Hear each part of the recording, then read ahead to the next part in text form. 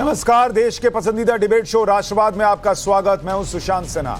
राष्ट्रवाद यानी देश से बढ़कर कुछ नहीं, और यही सवाल आज रूस के प्रेसिडेंट पुतिन और यूक्रेन के राष्ट्रपति जेलेंस्की दोनों के सामने। रूस को क्रीमिया से जोड़ने वाले केर्च ब्रिज पर अटैक के 48 घंटे के बाद पुतिन ने यूक्रेन पर सबसे बड़ा प्रहार कर दिया। युद्ध के 229 दिनों के बाद आज यूक्रेन में फिर वैसी ही दहशत देखी जा रही है जैसी 24 फरवरी को दिखी, जब पुतिन ने पहली बार यूक्रेन पर अटैक किया। रिहायशी इमारतों पर मिसाइलें गिर रही हैं, शहरों में हर तरफ आग की लपटें नजर आ रही हैं। जान बचाने के लिए लोगों ने मेट्रो स्टेशन या फिर बंकर्स में शरण ले ली। शहरों में लगातार हमले के सायरन गूंज रहे हैं। यूक्रेन से पुतिन के बदले की तस्वीरें इस वक्त दुनिया के हर देश में टीवी स्क्रीन और सोशल मीडिया पर छाई हुई हैं। ये तस्वीरें जो आप देख रहे हैं, एक एक करके हम आपको लगातार दिखाएंगे, ये यूक्रेन से आ रही हैं, जहां पर लोग इस वक्त दहशत में। रूस ने यूक्रेन की राजधानी कीव समेत पूरे देश के 12 शहरों पर अब तक का सबसे भीषण हमला किया।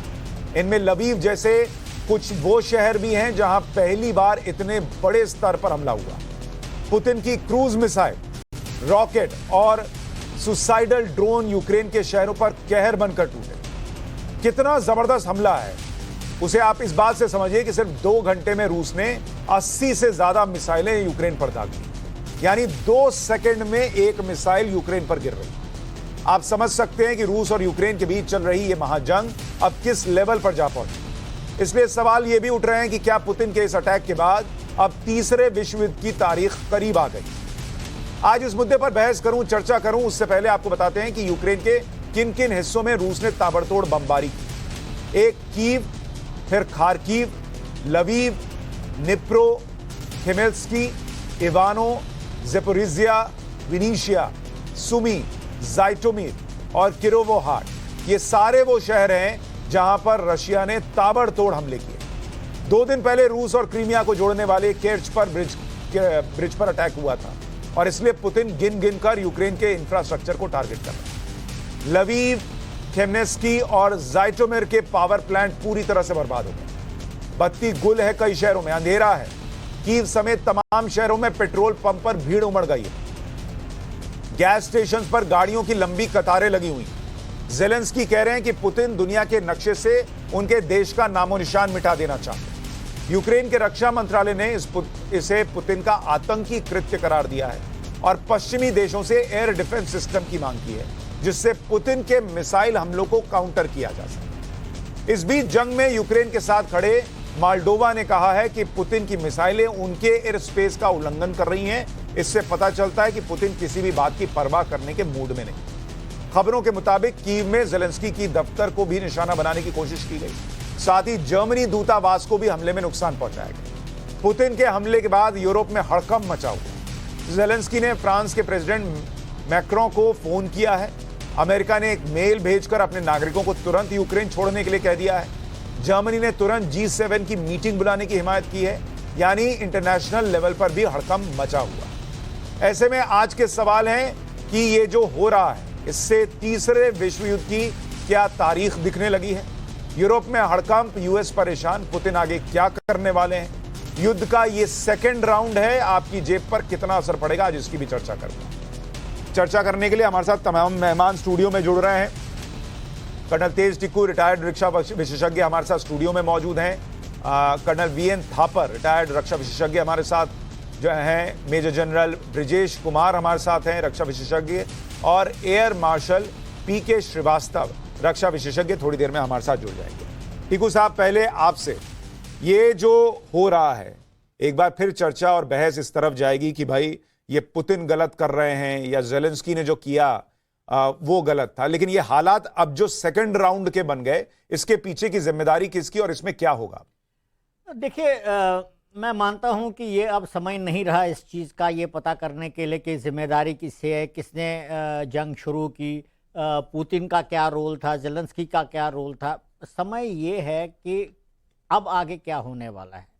मेरा ये पहले से ही मानना है कि यूक्रेन ने अपने आप को वेस्टर्न पावर्स का मोहरा बना दिया, और जिस वजह से वो इस जंग में मतलब मुझे लगता है इनवॉलंटरली वो इस जंग में कूद पड़ा, और रशिया जो है वो एक डिक्टेटर के हाथ में है, डिक्टेटर वहाँ रूल कर रहा है, उसको अपने लोगों की चिंता नहीं है, ना किसी की उसकी राय पूछनी है।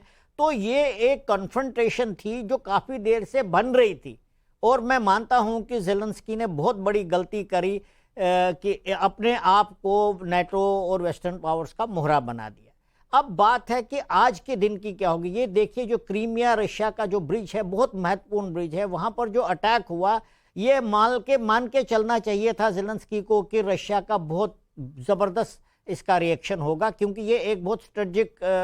पर सर, मैं तो यही समझना चाह रहा हूं कि जब शुरू हुआ युद्ध तब भी ऐसा लगा कि ज़ेलेंस्की जो है वो पूरी तरीके से तैयार नहीं था यूक्रेन, या उनके पास ऐसी तैयारी नहीं है कि वो रूस के साथ भिड़ सकें, लेकिन फिर भी युद्ध में कूद गए। अब जब सेकेंड राउंड है सर, इसमें जब इन्होंने ये किया, क्या इनको अंदाजा नहीं रहा होगा कि रूस कितनी तेजी से वापसी करेगा? अब ये कह रहे हैं कि हमको एयर डिफेंस सिस्टम दीजिए, हम उसके रॉकेट और या मिसाइल रोक नहीं पा रहे हैं, तो ये पहले सोचना चाहिए था ना। देखिए, ज़ेलेंस्की लड़ाई नहीं लड़ रहा है।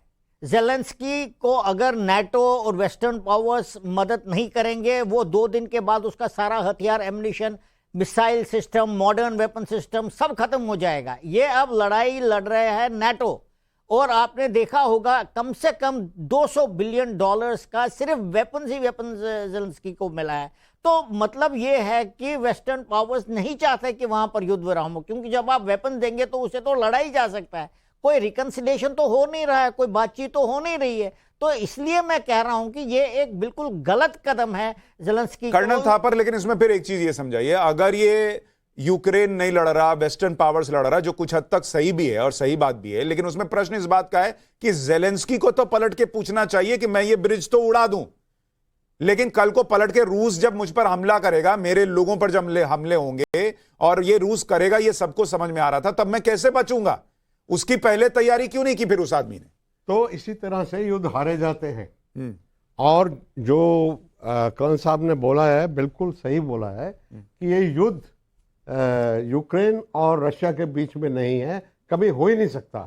एक सुपर हैवीवेट बॉक्सर और एक लाइट वेट बॉक्सर जब लड़ेंगे तो उसका नतीजा क्या निकलेगा, वो मेरे हिसाब से यहाँ पे लाइट वेट बॉक्सर को जो लोग चढ़ा के रिंग में भेज रहे हैं, उसको ये पलट के बोलना तो चाहिए, मुक्का तो मेरे मुंह पे पड़ेगा। हाँ, उसी पॉइंट को मैं कहना चाहता हूँ कि इन्होंने, इवन अमेरिकन्स तक ने नहीं सोचा कि उनके पूर्वजनों ने, बड़े बड़े जो उनके थिंकर थे, हेनरी किसिंजर, उसने भी यही कहा था कि यूक्रेन तब तक जिंदा रह सकता है जब तक वो किसी भी एक गुट का आउटपोस्ट ना बने, बल्कि एक पुल बने आपस में, ताकि रशिया और यूरोप नजदीक आ सके, रशिया और वेस्ट नजदीक आ सके, दूरियां मिटे। अच्छा सर, मैं थोड़ा सा आपको माफी के साथ रोक रहा हूं। कुलदीप जी हमारे साथ जुड़ रहे हैं, ये यूक्रेन में रहने वाले भारतीय नागरिक हैं। कुलदीप जी, इस वक्त आप सेफ हैं, वहां क्या स्थिति है, जरा हमारे दर्शकों के लिए बताएंगे, यूक्रेन में क्या हालात है? देखिए, हालात कंट्रोल में है। सुबह जो अटैक हुआ है उसका थोड़ा सा असर तो है, लेकिन ऐसा कुछ नहीं है कि लोग डरे हुए हैं या उनको लग रहा है कि आगे, देखिए कि आगे भी ऐसा ही होगा। लड़ने को सारे लोग अभी भी तैयार बैठे हैं, क्योंकि देखिए लड़ाई ये जबरदस्ती की लड़ाई है, क्योंकि अगर हमारे ऊपर यूक्रेन पर अटैक नहीं होता तो लड़ाई शुरू ही नहीं होती। देखिए 2014 में क्रीमिया को लिया गया था, लड़ाई तो तब से स्टार्ट हो गई थी। लोग डरे बिल्कुल नहीं हुए, लोग लड़ने को तैयार है। कुलदीप जी, आप यूक्रेन में कहां पर हैं? मैं यूक्रेन में कीव में हूं भाई साहब। कीव में है? वहां पर क्या अटैक हुआ है? आपके इलाके के आसपास कहीं अटैक हुआ है? मेरे से 7 किलोमीटर दूर अटैक हुआ है, जो ये हुआ है 7 किलोमीटर है मेरे यहाँ से।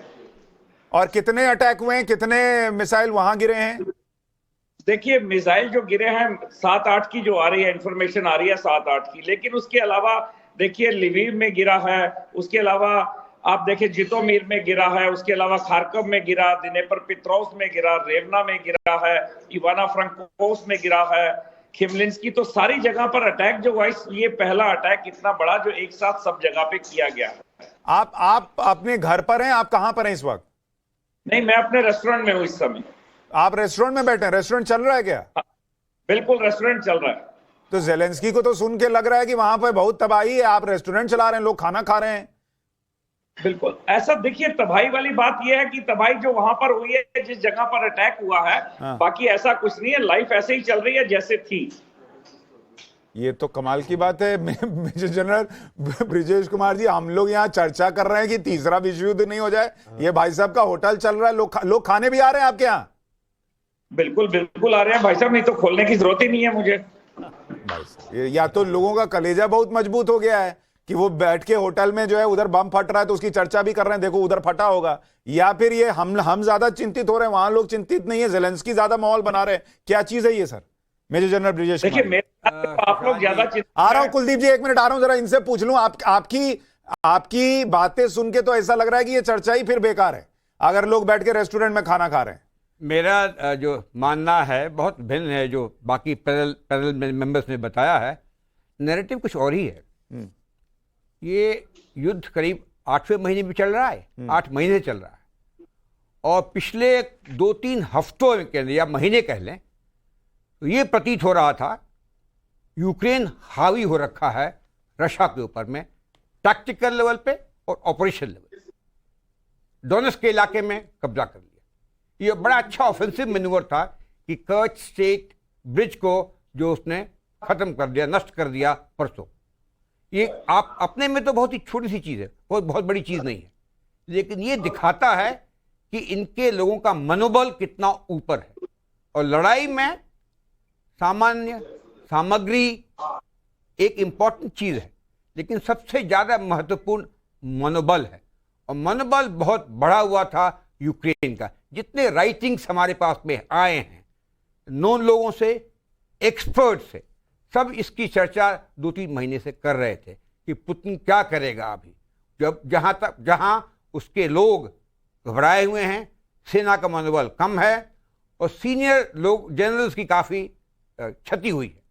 तो इस माहौल में मैं समझता हूं ये रशिया का बौखलाया हुआ है और आखिरी कदम है। अगर वो बौखलाया होता तो वो खुद ही अटैक करता ना। वो तो वहां पर ब्रिज पर हमला हुआ, उसके बाद आपने उसको मौका दिया कि आप कीजिए। वो क्या करेगा सर? अगर आप ब्रिज तोड़ रहे हैं, उस पर अटैक कर रहे हैं, तो वो बैठा तो नहीं रहेगा। ये नैरेटिव तो सेट नहीं होने देगा। लड़ाई में तो ये ब्रिज तोड़ना हमारा काम है। नहीं तो अभी लड़ाई उस स्थिति में तो थी नहीं सर कि आप ब्रिज तोड़ें। अभी तो दुनिया भर से चर्चा हो रही थी, नरेंद्र मोदी ने भी बात की थी, वो अलग है भाई आप इसको खत्म कीजिए, रिसेशन आ रहा है, दुनिया तबाह हो रही है, और आप बैठ के जाके वहां ब्रिज तोड़ दे रहे हैं, आप उकसा रहे हैं उसको। वो देखिए, वो लड़ाई का काम चलता रहता है, डिप्लोमेसी का काम चलता रहता है, पॉलिटिकल लेवल का काम चलता रहता है। कोई एक दूसरे पे अलग अलग नहीं है। लड़ाई में चल रही है, लड़ाई है यूक्रेन और रशिया के बीच में, वो चल रही है उतनी गति से, जितने गति से सामग्री आ रही है, जितनी ये सोच हो रही है। तो ये कर्नल टिक्कू, आपके हिसाब से एक तो जो मेजर जनरल कह रहे हैं कि आप उससे सहमत हैं, और दूसरा जो कुलदीप जी कह रहे हैं कि होटल चल रहा है नीचे, इधर हम विजुअल देख रहे हैं बम फटने का, वो कह रहे हैं 7 किलोमीटर दूर बम फटा है लेकिन हम यहां होटल चला रहे हैं। क्या ये युद्ध जैसी परिस्थितियों में सामान्य बात है, या वो ये मैसेज देने की कोशिश है कि भाई जिंदगी चल रही है, हमको फर्क नहीं पड़ता? देखिए, जब भी अगर आप सेकेंड वर्ल्ड वॉर का कहीं जो बड़े बड़े जहां युद्ध हुए, स्टालिनग्राड में या ईस्ट जर्मनी में जब वापस रशिया अटैक कर रहा था, जब ऐसी हालत 5, 6, 7 महीने के लिए चलती है और युद्ध चल रहा है और डिस्ट्रक्शन होती जा रही है, सामान्य कार्य भी साथ में चलता रहता है, क्योंकि लाइफ बंद नहीं होती। वो आदी हो जाते हैं इसके कि वो से रिस्क लेते हैं, क्योंकि उनको तो अपना कारोबार चलाना है, नहीं तो कैसे चलेगी इकोनॉमी। तो ये हर युद्ध में ऐसा होता है, ऐसा नहीं है कि ये हर युद्ध में नहीं ऐसा। बांग्लादेश में जब पर सर कभी तो युद्ध में ऐसी स्थिति भी, भाई जैसे मान लीजिए कि युद्ध थोड़ा सा हल्का पड़ा और उस वक्त आपने दुकानें खोलनी, रेस्टोरेंट चल रहे हैं, समझ में आता है, लेकिन ऐसी परिस्थिति बनी हो कि अभी 2 घंटे पहले बम फटा और आपका रेस्टोरेंट चले, ये भी सामान्य है? हाँ, नहीं, मैं मानता हूं कि ये शायद इतना क्योंकि आज ही 83 मिसाइल्स आप बोल रहे हैं उसे अटैक हुआ है, तो कुछ हद तक तो जो सामान्य लाइफ है उसके ऊपर असर तो पड़ना, खासकर रेस्टोरेंट तो बंद होना चाहिए था। लेकिन इसमें 2 चीज है। एक तो जो जनरल साहब ने बोला कि लोगों का मनोबल ऊंचा है वहां पर, ये सच बात है, मोराल बहुत ऊंचा है वहां पर। और दूसरा शायद इस वजह से भी है कि वो मानते हैं कि ये लड़ाई अब हम ही नहीं लड़ रहे हैं, पूरा वेस्टर्न वर्ल्ड लड़ रहा है, और रशिया को जो हानि हुई थी, क्षति हुई थी पिछले कुछ दिनों में अगर आप देखें, तो शायद वो ये मान के चल रहे हैं कि यूक्रेन जो है रशिया को डिफीट कर सकता है। इनफैक्ट अभी अगर आपने जनरल पेट्रोस का इंटरव्यू देखा होगा, उसमें तो बिल्कुल स्पष्ट 60 मिनट में उन्होंने ये बात कही है कि रशिया ये लड़ाई हार रहा है, तो इससे भी थोड़ा असर तो पड़ता है उनको। लेकिन मैं मानता हूं कि ऐसा नहीं है जमीन पर, क्योंकि ईस्टर्न यूक्रेन तो रशिया के कब्जे में चला गया। लेकिन ये बात भी है कि नाटो वहां पर पीस वापस नहीं आने देगा, क्योंकि ज़ेलेंस्की के हाथ में कुछ नहीं है। ये नाटो लड़ाई लड़ रहा है और वो रशिया को वहां पर बॉक डाउन करके रखेगा, वो उसको उभरने नहीं देगा, और ये लड़ाई चलती ठीक है कर्नल थापर, मैं आपके पास आऊं और इसके कुछ और पहलुओं पर चर्चा करूं। उससे पहले एक और बड़ी खबर आ रही है। रूस के पूर्व राष्ट्रपति दिमित्री मेदवेदेव ने सोमवार को कहा कि यूक्रेन में रूस की जवाबी कार्रवाई केवल पहली कड़ी थी, पहला एपिसोड चलाया जा चुका है, कुछ और भी होंगे, यानी इस तरह के हमले और तेज होंगे, रशिया अपनी कार्रवाई को और तेज करेगा। इसको लेकर अब बातें बाहर आ रही हैं और ये सिर्फ अभी हम देख रहे हैं कि कुछ घंटे के अंदर जो है 83 अटैक हो गए मिसाइल से, ये और तेज होंगे। कर्नल थापर, मुझे ये बताइए, अगर ये हमले और बढ़ते हैं इसका क्या मतलब है? और जो एक चर्चा हो रही है कि अब जो परिस्थितियां बन रही हैं, थर्ड वर्ल्ड वॉर जैसी स्थिति बन सकती है, वहां उस दिशा में जा सकती हैं चीजें?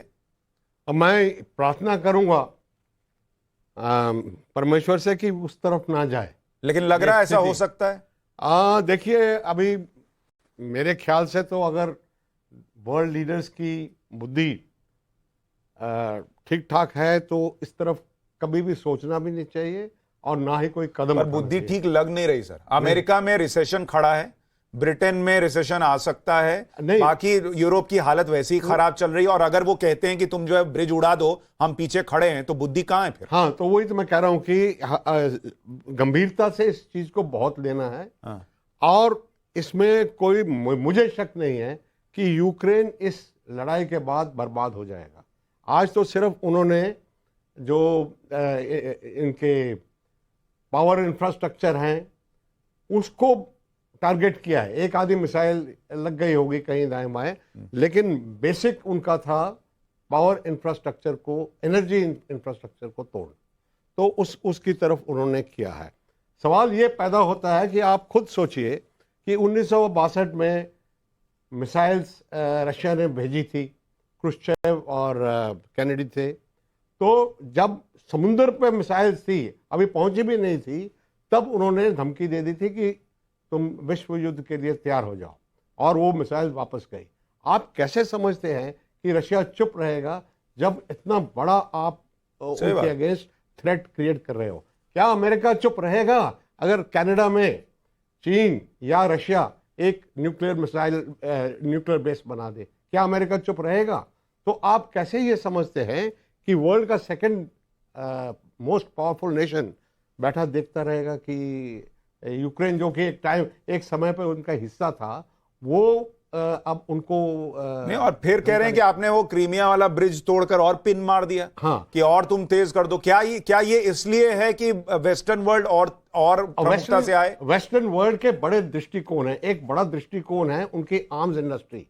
जब तक ये लड़ाई चलती रहेगी, उनकी आर्म्स इंडस्ट्री, जिस पर उनकी इकोनॉमी काफी निर्भर है। नहीं, पर सर उस आर्म इंडस्ट्री के चलते हुए बीते 8 महीने में सबकी इकोनॉमी नीचे चली गई है। सिर्फ उससे कैसे होगा? अमेरिका को कोई परवाह है इस बात की? डॉलर अफगानिस्तान में कोई परवाह की उन्होंने इस बात की? Billions of dollars worth of equipment वैसे ही छोड़ के चले।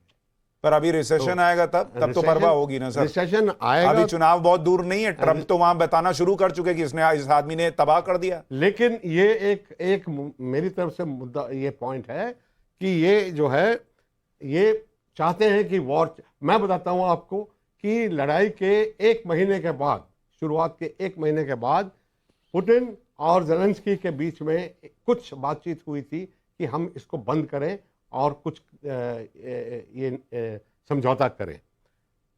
ये इंग्लैंड के जो प्राइम मिनिस्टर थे जॉनसन, वो वहां गए और उन्होंने इसमें वादा डाली और उस अग्रीमेंट को कोलैप्स करके आ गए। तो ये है उनका असली मुद्दा कि यहाँ पे लड़ाई चलती रहे और रशिया कमजोर हो जाए। मेजर जनरल साहब, आपके हिसाब से थर्ड वर्ल्ड वॉर जैसी कोई परिस्थिति बनेगी? देखिए, इसका भय हम सब लोगों का है और विश्व के जितने भी दूरगामी लीडर्स हैं उनके ऊपर में। लेकिन ये डिपेंड करता है श्रीमान पुतिन के ऊपर। सर, मैं आपको माफी के साथ रोक रहा हूं, एक बड़ी खबर बता दूं, फिर आप अपनी बात पूरी कीजिएगा। यूक्रेन के पीएम डेनिस शमिहाल ने कहा है कि रूस के हमले के बाद कई जगह बिजली चली गई है। पीएम ने देशवासियों से कहा है कि तैयार रहिए, बिजली, पानी, मोबाइल नेटवर्क ठप पड़ सकता है। तो यूक्रेन में हालात जो हैं वो वहां के नेतृत्व के हिसाब से खराब होने वाले हैं। हमारे साथ मेहमान जुड़े थे, वो कह रहे थे अभी वहां पर रेस्टोरेंट्स वगैरह चल रहे हैं, लोग बाहर भी आ रहे हैं, लेकिन वहां के जो सरकार में लोग हैं वो ये कह रहे हैं कि मोबाइल सेवा ठप पड़ सकती है, बिजली, पानी सबके लाले पड़ सकते हैं, ये स्थिति बन सकती है। अब अपनी बात कहिए सर। तो एक से पहले इस विषय पे जाऊंगा कि यूक्रेन एक काफ़ी बड़ा देश है, अगर आप उसकी ज्योग्राफी देखें तो, और उसकी आबादी भी काफ़ी ज़्यादा है। तो अगर दिन में 70-80 बॉम्बिंग हो भी जाती है स्कैटर्ड ऑल ओवर, तो कोई खास बहुत बड़ी बात नहीं है लड़ाई के। Coming back to the other point जो मैं कह रहा था कि थर्ड वर्ल्ड वॉर की जो भय है वो वाकई है, क्योंकि बौखलाहट में पुतिन ने न्यूक्लियर वॉरहेड की बात छेड़ी है 2-3 दिनों से। और वो अगर आप देखेंगे नेटो या वेस्टर्न पावर्स और रशिया के बीच में न्यूक्लियर पैरिटी कई सालों से है, तो उसमें कोई चेंजेस नहीं है। लेकिन अगर तो आपको लग रहा है कि रशिया न्यूक्लियर पावर यूज कर सकता है? और वो देखिए उसी पे मैं बात करने की कोशिश कर रहा हूं कि अगर इसकी चर्चा भी की है तो रशिया ने की है।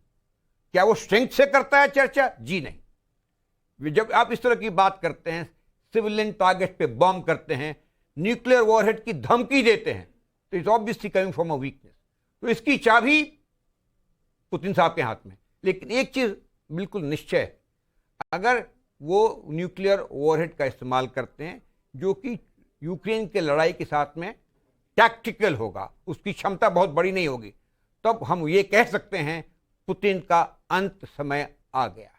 क्या वो अभी आपको ये लग रहा है दो तीन बड़ी बातें इन्होंने कह दी कि आपको लग रहा है कर्नल टिकू की third world war, nuclear warhead का इस्तेमाल, और क्या अगर ऐसा हो गया तो पुतिन का आखिरी वक्त आ जाएगा? सुशांत जी, आप मुझे ये एक्चुअली समझ में नहीं आ रहा। हम जब हम थर्ड वर्ल्ड वॉर की बात कर रहे हैं तो हम उसकी तुलना कर रहे हैं सेकेंड वर्ल्ड वॉर के साथ या फर्स्ट वर्ल्ड वॉर के साथ। आजकल के युग में वर्ल्ड वॉर का नक्शा क्या होगा? रशिया की तरफ से कौन लड़ेगा? चाइना लड़ेगा, उसका क्लोजेस्ट एलाय? नो, वो तो चाहेगा रशिया भी कमजोर हो जाए ताकि मैं अमेरिका को चैलेंज कर सकूं as a one of the super powers.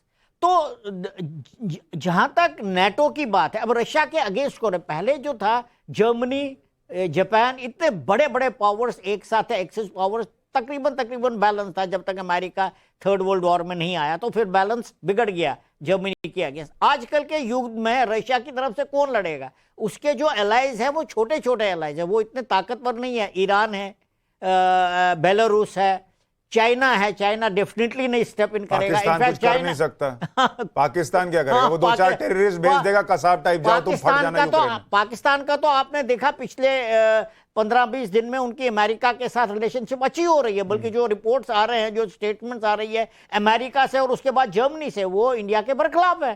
तो मैं मानता हूं कि ये कोई थर्ड वर्ल्ड वॉर जिस प्रकार से हम उसको सोच रहे होगा वैसा कभी भी नहीं होगा। हाँ, अगर रशिया को ज्यादा नुकसान हुआ तो पुतिन एक डिक्टेटर होने के नाते वो हो सकता है कि टैक्टिकल न्यूक्लियर वेपन इस्तेमाल करेगा, लेकिन फिर उसको बहुत बड़ा खामियाजा भुगतना पड़ेगा।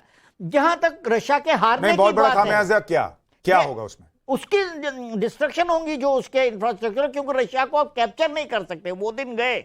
मैं आपको यह बताना चाहता हूं, अगर चाइना ने ताइवान के ऊपर हमला नहीं किया, वो इस वजह से किया कि यूक्रेन से उन्होंने एक लेसन मिला उनको कि आप किसी की भी देश के ऊपर हमला करके उसको कैप्चर नहीं कर सकते, क्योंकि ये पीपल्स वॉर है, लोग लड़ना शुरू करते हैं। जैसे यूक्रेन में लोग लड़ रहे हैं, उनका मनोबल इतना ज्यादा है, वो किसी को अंदर घुसने नहीं दे रहे हैं, इसलिए रशिया को जबरदस्त हानि हो रही है। तो मैं मानता हूं कि ये आर्मी का युद्ध नहीं है, सिर्फ देशों का युद्ध है, और चाइना डेफिनेटली स्टेप इन नहीं करेगा। तो रशिया जब लड़ाई लड़ेगा, अगर न्यूक्लियर वेपन इस्तेमाल करेगा तो उसको नुकसान नहीं, लेकिन कर्नल थापर रशिया की जो तरीका है और जितना वो लोगों या दूसरे देशों की सुनता हुआ दिख रहा है, क्योंकि सुन तो किसी की रहा नहीं है, वो कितने दिन वो इस बात की परवाह करेगा कि भाई उसके सामने एक सेना नहीं, लोग खड़े हैं और इसलिए उन पर हमला नहीं करना? ये पूरी तरह से ठीक नहीं है जो आप बोल रहे हैं कि पूरे लोग खड़े हैं उनके अगेंस्ट। असल में जो सोसाइटी है यूक्रेन के, जो पॉपुलेशन है वो बटी हुई है। आधी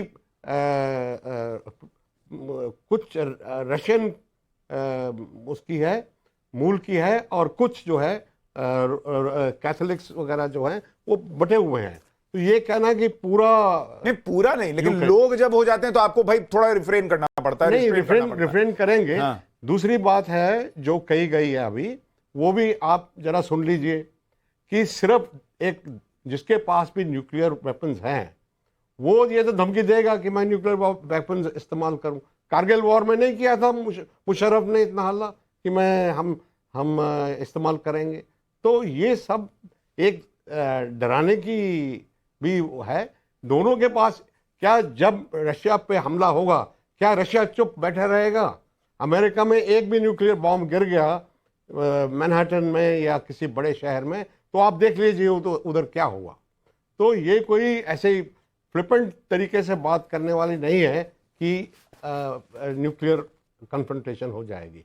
उनको अपने सीमा के अंदर रहना पड़ेगा और ये लड़ाई कभी भी न्यूक्लियर थ्रेशहोल्ड को क्रॉस नहीं करनी चाहिए। नहीं कर कर्नल टिकू, लेकिन एक चीज और बताइए, क्या ये अब जैसे हम कह रहे हैं कि भाई उसको भी पता था कि अगर आप क्रीमिया में ब्रिज उड़ा रहे हैं तो रशिया जो है वो जवाबी हमला करेगा, क्या ये यूक्रेन की स्ट्रैटेजी का भी हिस्सा हो सकता है कि भैया कम से कम जब ये चीजें तेज हों तब तो शायद नेटो या दूसरे देश मदद के लिए आए या इस युद्ध में शामिल हों, क्योंकि ये खत्म तो नहीं हो रहा। सुशांत जी, मैं पहले ही मैं कह चुका हूं, ये लड़ाई जेलेंस्की नहीं लड़ रहा है, यूक्रेन नहीं लड़ रहा है, ये नेटो लड़ रहा है।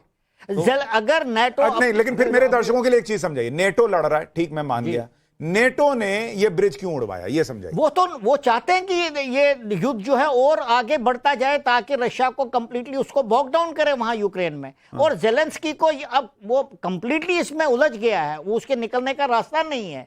नहीं तो उसके लिए सबसे आसान तरीका ये था, जैसे किसिंजर ने भी उसको एडवाइस किया, दुनिया के लोगों ने उसको एडवाइस किया, भाई आप जो है आप नेटो में मत जाइए, वो मामला उधर ही खत्म होना था। अगर आप जैसे कर्नल साहब ने कहा, अगर कनाडा नेटो रशिया का हिस्सा बन जाता है तो अमेरिका क्या करेगा? अगर अलास्का में रशियन ट्रूप्स आ जाए तो अमेरिका क्या करेगा? तो ये एक रेड लाइन थी। वैसे भी मैं बताता हूं आपको, ईस्टर्न यूरोप के कम से कम 15 देश अभी तक नेटो का हिस्सा बने हैं, तो रशिया के ऊपर तो दबाव ग्रेजुअली बढ़ रहा था। आपके हिसाब से मुझे यह समझाइए, नेटो इस युद्ध में कभी घुसेगा, आपको लग रहा है?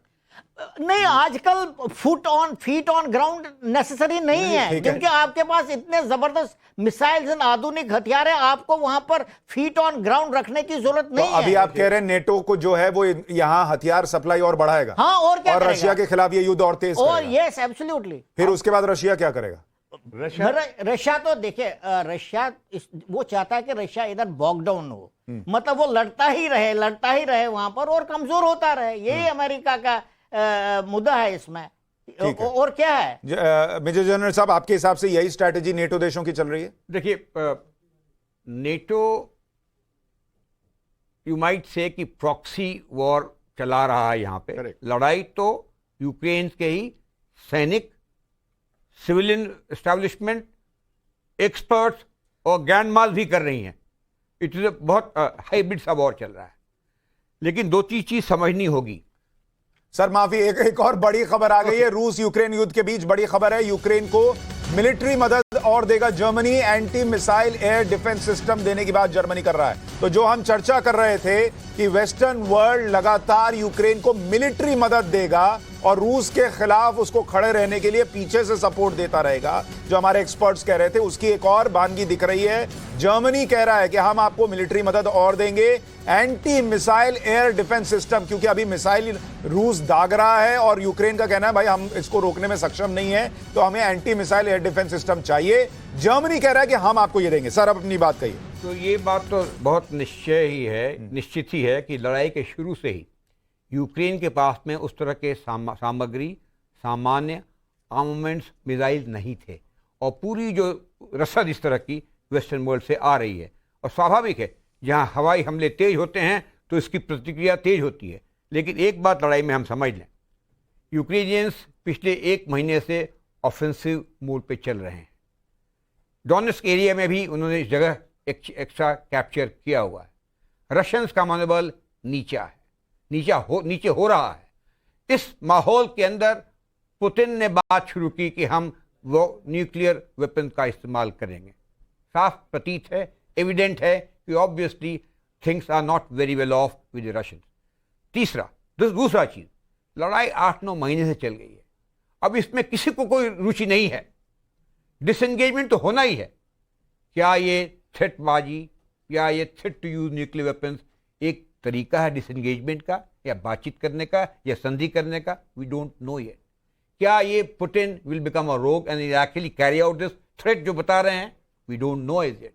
बिकॉज अगर कुछ इस तरह की गलतियां होती हैं तो स्वाभाविक है वो हाथ से चीजें निकल जाती हैं। तो मैं ये समझता हूं, ये जो संधि के पहले आशा भी करता हूं, ठीक है, 9 आप कह रहे महीने हैं वॉर कि के बाद ये में माहौल कुछ इसलिए बन रहा गर्मी है हो जाएगी। ताकि बातचीत के टेबल पर लोग बैठ सके। और ये प्रेशर भी शायद हर तरफ से बनेगी, नहीं बैठिए बातचीत के लिए, और उसको खत्म करने की कोशिश हो सके। लेकिन कर्नल टिकू, अगर ऐसा नहीं हुआ और जैसा आप कह रहे हैं कि शायद रशिया को वहां बॉकडाउन किया जाए, चीजें और बढ़ सकती हैं, दुनिया अब इस युद्ध को अगले 4-6 महीने और झेलने की स्थिति में है क्या?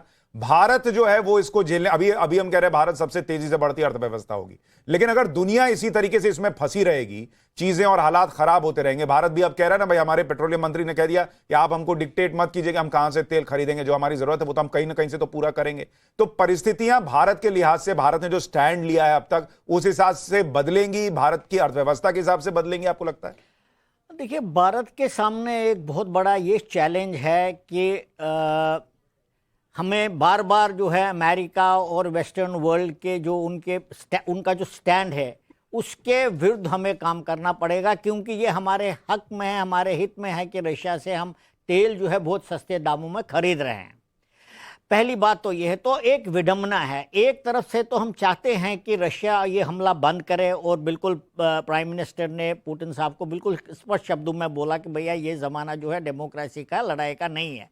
लेकिन हमारे हित इसमें है कि अगर हमें सस्ता तेल कहीं से मिल रहा है, क्योंकि हम तकरीबन 70% तेल जो है इंपोर्ट करते हैं, अगर वो सस्ते दामों पर मिल रहा है तो वो हमारा कंपल्शन है। दूसरी बात यह है, हम कितनी देर तक वेस्टर्न वर्ल्ड के बातों को नहीं मानेंगे, क्योंकि एक तरह साइड से तो हम वेस्टर्न वर्ल्ड का एक स्ट्रेटेजिक पार्टनर बन रहे हैं, वो साउथ चाइना सी में हो या इंडियन ओशन IOR में हो, तो वो भी हमारी एक विडंबना है। तो मैं मानता हूं कि भारत के हक में तो ये है कि वॉर बंद हो जाए, एक नेगोशिएशन। ठीक है, लेकिन सर एक और बड़ी खबर आ रही है। रूसी हमले के बाद राष्ट्रपति जेलेंस्की ने ट्वीट किया है, दुनिया ने एक बार फिर हमारे लोगों को मारने वाले आतंकवादी देश का असली चेहरा देखा, न केवल युद्ध के मैदान में बल्कि शांतिपूर्ण शहरों में भी।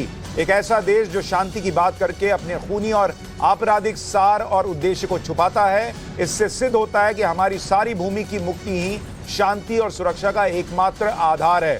जेलेंस्की इसको ट्वीट कर रहे हैं और लगातार वो अपने आप को विक्टिम दिखाने और रशिया को टेररिस्ट दिखाने की कोशिश करते आए हैं। कर्नल थापर, जो हम चर्चा कर रहे थे कि ये उनकी स्ट्रैटेजी का हिस्सा है कि दुनिया में ये बार बार स्थापित करो कि रशिया टेररिज्म फैला रहा है। बिल्कुल, मैं इस मुद्दे पे तो बहस हुई नहीं। हाँ। हम कह रहे हैं कि उनका मनोबल बहुत ऊंचा है। हाँ। उन्होंने ये कर दिया, उन्होंने वो कर दिया, लेकिन ये जो डाटा है, ये जो इंप्रेशन है, ये हमको पूरी वेस्टर्न प्रेस और वेस्टर्न मीडिया हमें दे रहा है कि भाई इस तरह से हो रहा है। सही बात है, क्योंकि इनका तो अभी बंद ही पड़ा है एक तरफ से, और ये बिल्कुल जहां तक तेल और अब इस समय। थापर साहब, मैं इसमें बस दर्शकों के लिए एक बात जोड़ रहा हूं कि आप देखिए वेस्टर्न मीडिया कैसे काम करती है। अगर आप देखेंगे, अमेरिका भले इराक में घुस जाए, हाँ, अमेरिका जो है वो अफगानिस्तान में घुस जाए, वो टेररिस्ट नहीं है। लेकिन रशिया के लिए, जिसको आप खुद कह रहे हैं कि भाई अगर आप कनाडा में कोई nuclear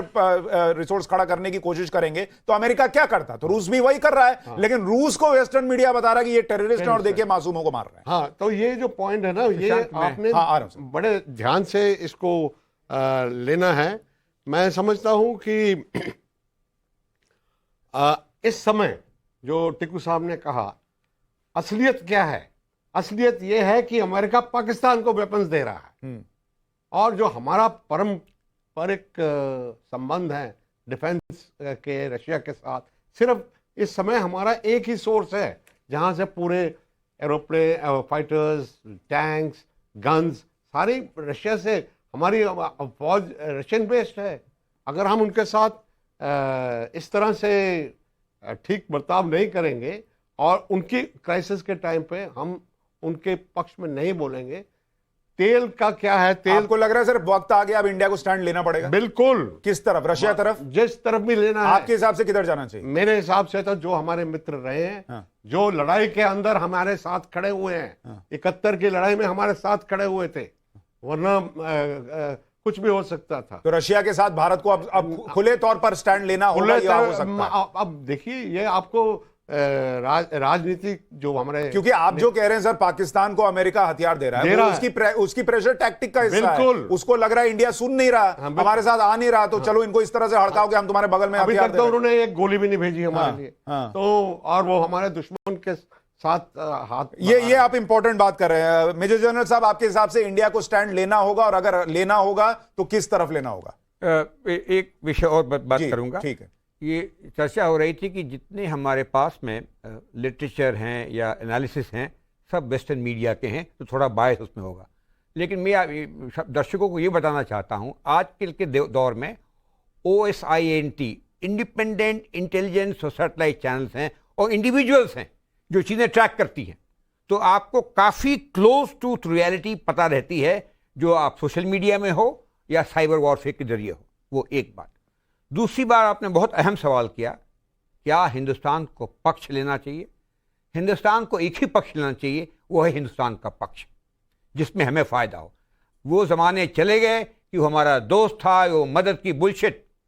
today we are interdependent. अगर आप देखेंगे, चाइना दुनिया का सब देश से सबसे बड़ा ट्रेडर है। लड़ाई है फिर भी चलता रहता। पर सर, आज की डेट में अभी तक तो इंडिया बीच में रहा।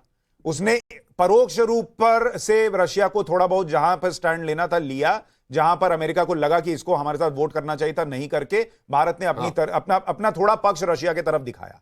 लेकिन अब अगर यह परिस्थिति बढ़ेगी, रशिया यूक्रेन के बीच युद्ध बढ़ेगा, अमेरिका दबाव बना रहा है, रशिया से आपको सस्ता तेल मिल सकता है, ऐसे में इंडिया के लिए मजबूरी हो जाएगी स्टैंड लेने की? नहीं होगी। इंडिया एक बहुत बड़ा देश है, सक्षम देश है और अपनी चीजें संभाल सकता है। नहीं, पर सर आज की डेट में मान लीजिए रूस पलट कर कहेगा कि आपको रूस से ही सस्ता तेल मिल सकता है और इसके बदले आप कुछ तो हमारे साथ खड़ा होकर दिखाए, तो आप क्या पलट कर कहिएगा? अरे भाई, उसके लिए ना नुएंस चीजें होती है। ये नहीं होता कि हम आपके साथ हैं या नहीं है। अभी भी हम जब UN सिक्योरिटी काउंसिल में वोटिंग्स होती हैं, तो हम सटल तरीके से पर ये तो करके देख लिया ना सर, रूस अब जब चीजें तेज होंगी तो रूस तो कहेगा ना कि पहले से कुछ बेहतर कीजिए तो हम आपको बेहतर चीजें देंगे। भाई रूस क्यों देगा सस्ता पेट्रोल, मुझे बताइए। मेरा ये मानना है, इंटरनेशनल डिप्लोमेसी ऐसे नहीं चलती। ठीक है कर्नल टिकू, आपके हिसाब से भारत के लिए स्थिति होगी जैसा कह रहे हैं? सुशांत जी, जो हमारा स्टैंड है वो तो बिल्कुल स्पष्ट है। हमने अपने हितों में स्टैंड लिया है और रशिया हमसे इससे ज्यादा एक्सपेक्ट नहीं करेगा, क्योंकि हमने आपको कोई ट्रूप्स थोड़ी वहां भेजने हैं ना, अपने आर्मामेंट में, दोनों चीजों में वो सक्षम है, सेल्फ रिलायंट है। तो हम जो स्टैंड ले रहे हैं वो स्टैंड हमेशा ऐसा होगा जो हमारे हितों की रक्षा करेगा, और रशिया को इससे अलावा चाहिए नहीं। बल्कि जो हमने स्टैंड लिया है उससे अमेरिका खपा हुआ है, और अमेरिका ने पिछले 1-2 आपने देखा होगा 5-6 दिन पहले उनका एम्बेसडर जो पाकिस्तान में है, हमको अनॉय करने के लिए वो पीओजे चला गया और वहां पर कश्मीर को जो उनके कब्जे में है उसको आजाद कश्मीर बोला उसने, और हमारे कश्मीर में ह्यूमन राइट्स वायलेशन के बारे में उसने कमेंट किया। और 2 दिन पहले जर्मनी के एम्बेसडर ने भी यही बात कही। तो वो हमने जो स्टैंड लिया है, मैं मानता हूं वो प्रो रशिया लगता है, लेकिन वो प्रो इंडिया स्टैंड है, और हमने वो स्टैंड लिया। और आपने देखा होगा हमारे विदेश मंत्री का जो स्टेटमेंट था, बहुत जबरदस्त स्टेटमेंट था कि दुनिया जो है वेस्टर्न वर्ल्ड के लिए, यूरोप के लिए दुनिया कुछ मतलब ही नहीं रखती, लेकिन दुनिया के लिए यूरोप मतलब रखना चाहिए। मेरा एक प्रश्न है जी, कल को 2 परिस्थितियां आपके सामने रखता हूं और ऐसी परिस्थितियों में भारत आज का जो स्टैंड है उस पर कैसे कायम रहेगा, ये मुझे बताइए। अगर पहला सिनारियो, मान लीजिए मैं कह रहा हूं कि अगर नेटो देश इसमें घुसते हैं, मान लीजिए चीजें बढ़ गई, एस्केलेट हो गई और उन्होंने कहा हम इसमें घुसेंगे, तब इंडिया क्या करेगा? पहली चीज, तब क्या वो रशिया से कहेगा कि तुम अपना देखो, हम जैसी परिस्थिति में हम वैसे ही रहेंगे? या दूसरा, अगर अमेरिका जैसे पाकिस्तान को F-16 देना या दूसरी चीजें करके प्रेशर बना रहा है, जर्मनी कुछ बयानबाजी कर रहा है, अगर भारत के आसपास जो है ये माहौल ये बनाया जाए कि भारत पर प्रेशर बने, तब क्या भारत आज की परिस्थिति में रह पाएगा? भारत उन परिस्थितियों में रहेगा। आप क्यों नहीं देखते कि 1971 में क्या हुआ? यूएसएस एंटरप्राइज आ गया तो हमने क्या युद्ध बंद कर दिया? हमने बांग्लादेश को आजाद नहीं किया। तो इंडिया इतना छोटा देश नहीं है कि वो कोई भी दबाव हम पर डाले और हम झुक जाए। वो तब की बात है। अब तो देश बहुत सक्षम है। दबाव रहेगा, हमको हमेशा दबाव रहेगा। वो तो हमेशा हमको रहेगा। उसको डील करना है अच्छी तरीके से। एंटरप्राइज के बारे में आपने कहा, लेकिन सर मैं माफी चाहूंगा, एक और बड़ी खबर आ गई है, लेकिन आप तीनों मेहमानों ने दर्शकों को बहुत बेहतर ढंग से समझाया कि ये चीजें अभी तुरंत खत्म होती तो नहीं दिख रही, एस्केलेट ही होंगी। लेकिन भारत के लिहाज से कहें तो भारत एक मजबूत और बड़ा देश है और वो अपनी स्थिति पर अपने हिसाब से स्वतंत्र निर्णय जैसे अब तक ले रहा है लेता रहेगा। आप तीनों का बहुत शुक्रिया। बड़ी खबर मुलायम सिंह जी को लेकर आ रही है, जिनका देहांत हो गया है। उनका पार्थिव शरीर सैफई पहुंचा है। पैतृक गांव सैफई में उनके पार्थिव शरीर को ले जाया गया है। कल उनका अंतिम संस्कार होगा। सैफई में मुलायम सिंह यादव के अंतिम दर्शन लोग कर पाएंगे। सीएम योगी आदित्यनाथ मुलायम सिंह को श्रद्धांजलि देने पहुंचेंगे। इधर बिहार के मुख्यमंत्री नीतीश कुमार भी सैफई जाएंगे, ये जानकारी मिल गई है। तो ये तस्वीरें आ रही हैं सैफई से पैतृक गांव मुलायम सिंह यादव का, जहां उनका पार्थिव शरीर पहुंचा। बिहार के मुख्यमंत्री भी श्रद्धांजलि देने के लिए पहुंचेंगे वहां पर। योगी आदित्यनाथ पहुंचेंगे। ये तस्वीरें आप अखिलेश यादव को देख रहे हैं। विद्यानाथ झा हमारे सहयोगी जुड़ गए। विद्या, आप वहां से जो जानकारी है दीजिए। जी सुशांत, देखिए इस वक्त हम सैफई पहुंच चुके हैं और यहां पर जैसा कि पहले से ही उम्मीद थी कि बड़ी संख्या में लोग यहां पर पहुंचेंगे, लोग पहुंच रहे हैं। और हम इस वक्त बिल्कुल सैफई में मुलायम सिंह यादव के घर से 1 किलोमीटर की दूरी पर ट्रैफिक में फंसे हुए हैं, क्योंकि बड़ी संख्या में यहां पर लोग आ रहे हैं, अपनी अपनी गाड़ियों से आ रहे हैं। मुलायम सिंह यादव का कल अंतिम संस्कार किया जाएगा। मुख्यमंत्री योगी आदित्यनाथ कुछ ही देर में अब सैफई पहुंचने वाले हैं, क्योंकि अब से कुछ ही मिनट पहले सैफई पहुंचा है पार्थिव शरीर मुलायम सिंह यादव का और यहां पर पूरा इंतजाम किया जा रहा है। कल 3 बजे का वक्त निर्धारित किया गया है सैफई में उनके अंतिम संस्कार को लेकर। नीतीश कुमार बिहार के मुख्यमंत्री यहां पर पहुंचेंगे। इसके अलावा राजनाथ सिंह भी यहां पर पहुंचेंगे।